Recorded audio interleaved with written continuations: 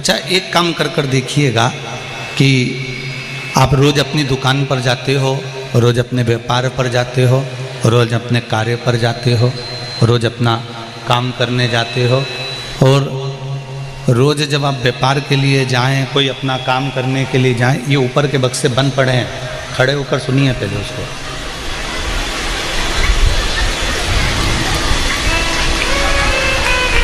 आप रोज़ व्यापार के लिए जाएं या आप अपने काम के लिए जाएं या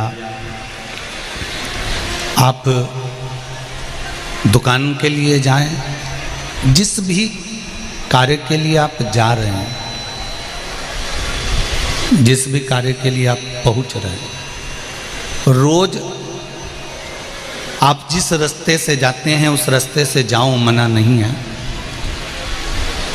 जब आपको लगे कि मेरी दुकान ठीक नहीं चल रही, मेरा यह कार्य सफल नहीं हो रहा, मेरा यह कार्य पूर्ण नहीं हो रहा, तब आप एक काम करो, मार्ग दूसरा बदल लो, और जिस मार्ग में शंकर जी का मंदिर पड़ता हो, जिस मार्ग में शिवालय पड़ता हो, शिव मंदिर पड़ता हो, भगवान शंकर का द्वार पड़ता हो, उस रास्ते से निकलकर जाना प्रारंभ कर दो।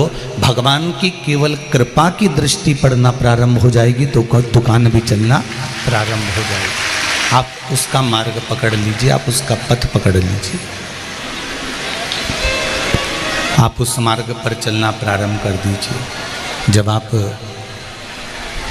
भगवान के मार्ग की ओर चलना प्रारंभ कर देंगे, भगवान के पथ से जाना प्रारंभ कर देंगे, तो अपने आप आपका कार्य सफल होना प्रारंभ हो जाएगा।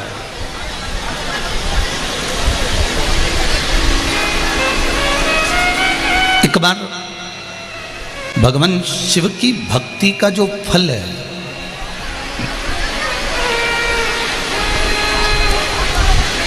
पहले भी कथा में कहा, ये जरूरी नहीं है कि आप शंकर भगवान पे एक लोटा पानी चढ़ाने रोज जाएंगे, और दबाव में जाना भी मत ही। कल कथा में कहा था कि कोई आपको डराए, कोई आपको धमकाए, कोई आपको चिल्लाए कि मंदिर जाओ, उससे नहीं जाना।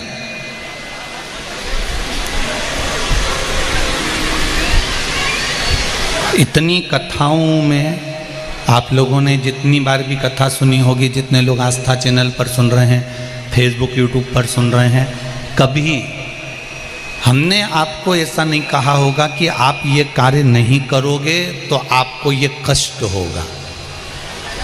ये तो आपके दिल की बात है, ये तो आपके हृदय की बात है, ये आपकी चित्त वृत्ति की बात है, ये आपके मन की बात है। तेरे मंदिर में आना मेरा काम है और मेरी बिगड़ी बनाना तेरा काम। ये आपके ऊपर है कि आप भगवान के मंदिर जा रहे हैं, या आपके ऊपर है कि आप भगवान को जल चढ़ा रहे हैं, या आपके ऊपर है कि आप भगवान को एक बेलपत्र समर्पित कर रहे हैं, या आप भगवान को एक चावल का दाना चढ़ा रहे हैं। ये आपके ऊपर है, आपके ऊपर कोई दबाव नहीं होना चाहिए। भक्ति में, भजन में, कीर्तन में, स्मरण में, मंत्र जाप में, भगवान की भक्ति के अंतर्गत मंदिर जाने में, शिव महापुराण में जाने में, या सत्संग में जाने में कोई दबाव नहीं होना चाहिए। बिना दबाव के आप जब भगवान की भक्ति करोगे तो उसमें सुख मिलेगा। ध्यान देना,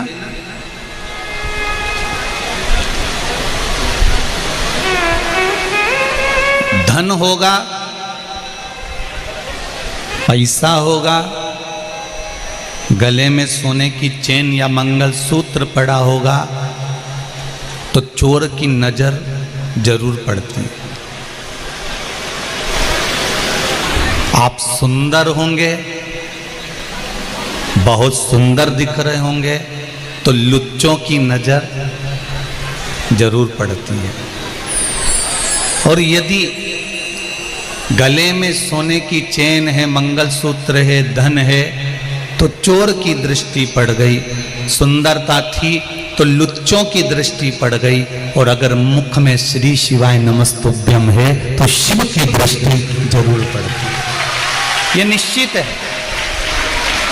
आपने पंचाक्षर मंत्र जपा नमः शिवाय, आपने षडाक्षर मंत्र जपा ओम नमः शिवाय, आपने द्वादशाक्षर मंत्र जपा ओम नमो भगवते वासुदेवाय, आपने 2 अक्षर का मंत्र जपा राम, आपने 2.5 अक्षर का मंत्र जपा कृष्ण, आपने श्री शिवाय नमस्तुभ्यम मंत्र को जपा। जो तुम्हारा मन पड़े उस मंत्र का स्मरण यदि तुमने करा है, उस मंत्र का जाप यदि तुमने करा है, तुम्हारा चित्त में जो मंत्र अच्छा लगे